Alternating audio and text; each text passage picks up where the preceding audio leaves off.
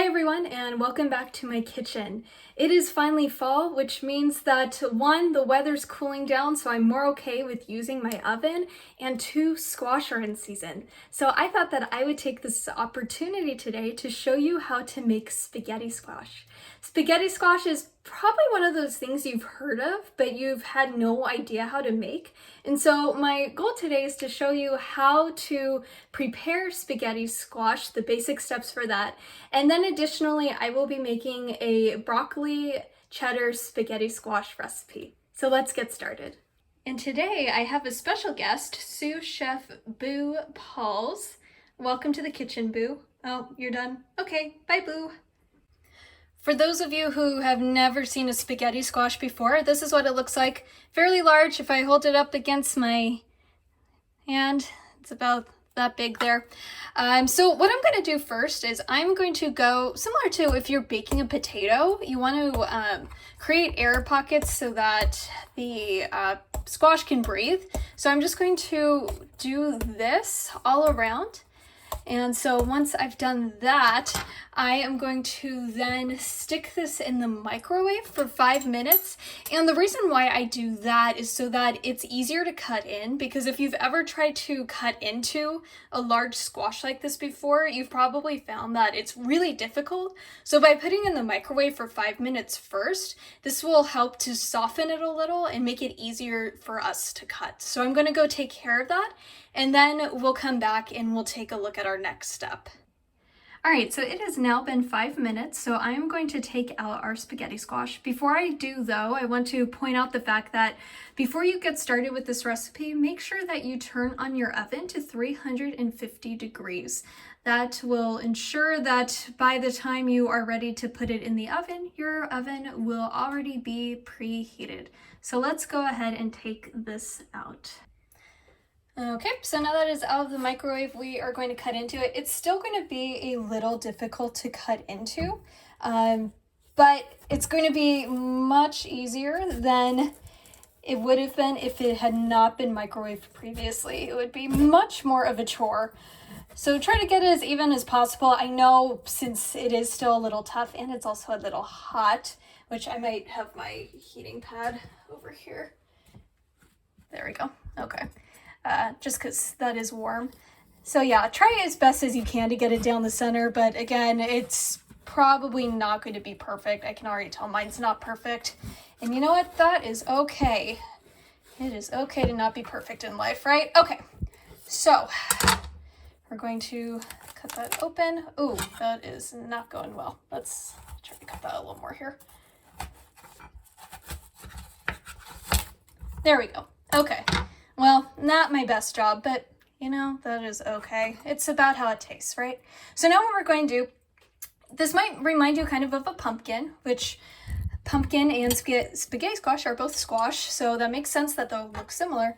And so similar to what we would do with a pumpkin when we are trying to get out the seeds is we're going to want to go ahead and to start scraping out, which I kind of goofed on that part, so a little bummed about that, but not the end of the world. So we're just going to scoop it off to the side. I don't honestly know. I'm sure you could turn these seeds into, like, bake them for edible seeds, but I've never done it personally with the spaghetti squash, although it is delightful with pumpkin. So I'm just going to go ahead and pause the video for now so that I can get these scraped out completely. All right, so I am now done scooping out the insides of the squash. It's not totally scraped out completely. There's still some strands, but ultimately that's okay. Now, when we think or hear of spaghetti squash, we're probably imagining it to look like noodles, which at this point it doesn't look like the noodles, but that's what the cooking process is going to be for. So let's go ahead and bring over our two halves here onto our baking sheet with aluminum foil, because if we have the aluminum foil, it's going to protect our baking sheet. Now what I'm going to do is I'm going to take some olive oil and I'm going to drizzle it over each of the halves. Do a little more. And then I'm going to spread it over the halves just to make sure that all parts of the inside at least of the squash have oil on them. So we've got side 1, and then we've got side 2. Wonderful. Next, I'm going to put salt and pepper. So I'm going to go ahead and sprinkle some pepper over this. I personally like a lot of pepper, so I'm going to go a little heavy on the pepper, but if you're making this for kiddos, you might want to take it easy on the pepper, just because pepper is spicy, and kids are more sensitive to spice. Now I'm going to sprinkle just a little bit of salt over this as well. All right, and then I'm just going to flip these over so that the flesh side of the squash is down. And then once the squash is in the right place, I'm going to go ahead and open up my oven that has already been preheated to 350 degrees. I'm going to then put the squash, I'm going to use the middle part here, which this is very hard to do with one hand, but I did it. Yay. Okay, and then close it up and set my timer for 50 minutes. Now, it might take a little longer for you, might not take as long. The recommendation is between 45 to 60 minutes, so it really depends on your oven. I'm going to do 50 personally, and that should be good. Now that my squash is in the oven, I'm going to start working on the other components of this recipe. The timing for this, since it's going to take a while for the squash, probably isn't going to be perfect. You'll probably have some downtime in between the squash cooking and the next steps for the broccoli cheddar recipe. So do what you can during the time as far as recipe preparation is concerned, and then you might be able to step aside from the kitchen for a little bit until your squash is ready. So next, what I'm going to do is I am going to chop my broccoli. All right, so now what I'm going to do is I'm going to take my broccoli, which I have already washed, and I am going to go ahead and cut the broccoli into bite-sized bits. Now, you can actually keep these broccoli stems for other uses, like broccoli soup. You can even freeze it for later use, so that's just something for you to keep in mind. I am wanting to make sure that these are fairly small. I found that the smaller the broccoli florets are, the better for this recipe. And I am trying to get 2 cups of broccoli for this recipe. So once you've cut it, make sure to set it aside in a bowl for later use. I'm still waiting for the spaghetti squash to finish cooking.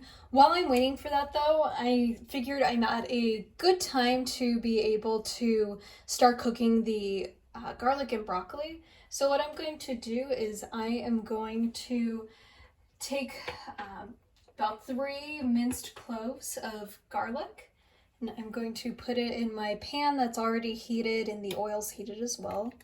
So I'm going to go ahead, although the oil probably wasn't quite heated up enough. It would be sizzling, but now I'm starting to hear it sizzle, so that's good.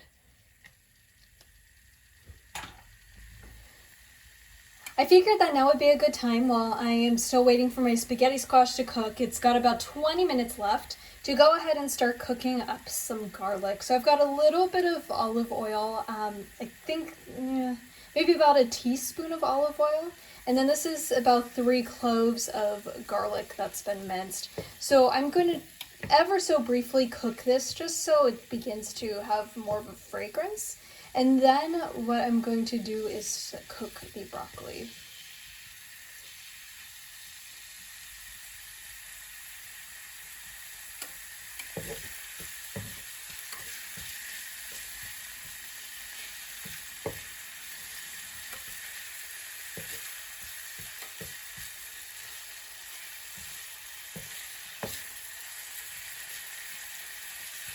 Right, and so at this point now I'm going to add my 2 cups of broccoli to the pan, and I'm also going to add 2 tablespoons of water to help this with cooking.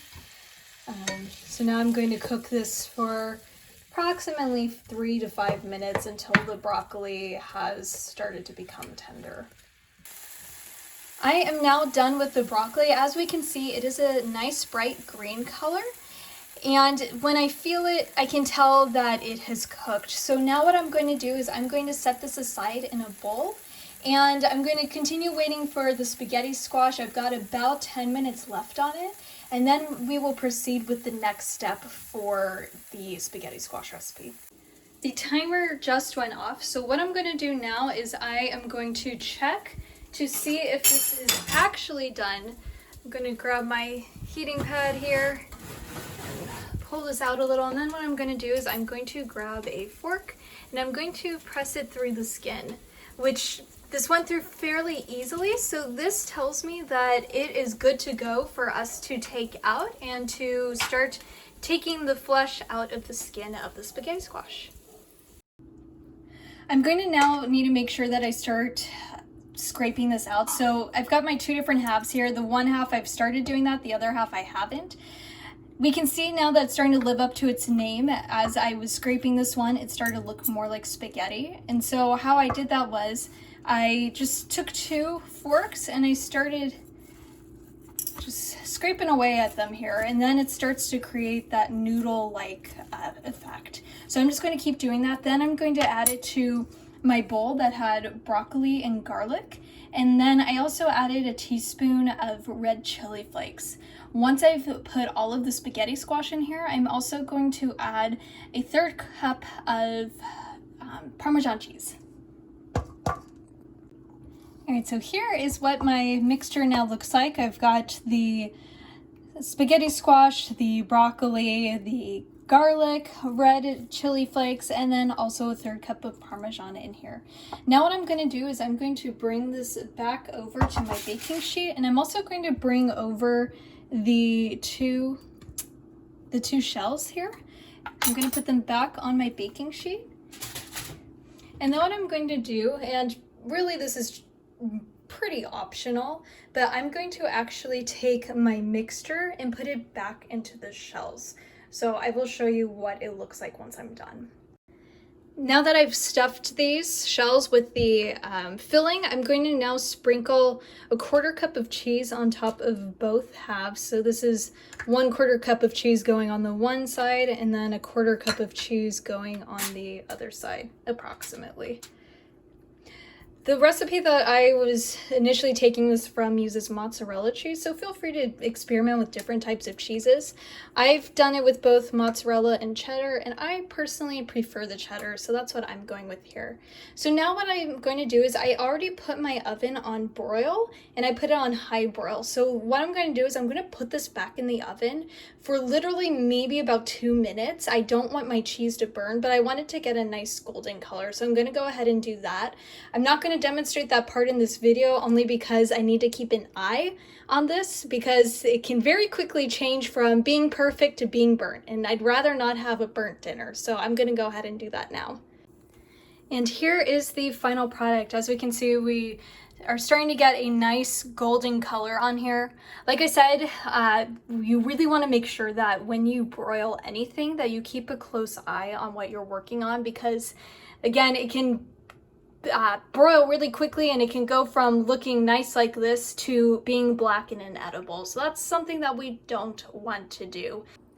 Well, I'm really looking forward to eating this now. I don't know if I'll be able to finish all of this. The fact that it's all vegetables though, I might be able to.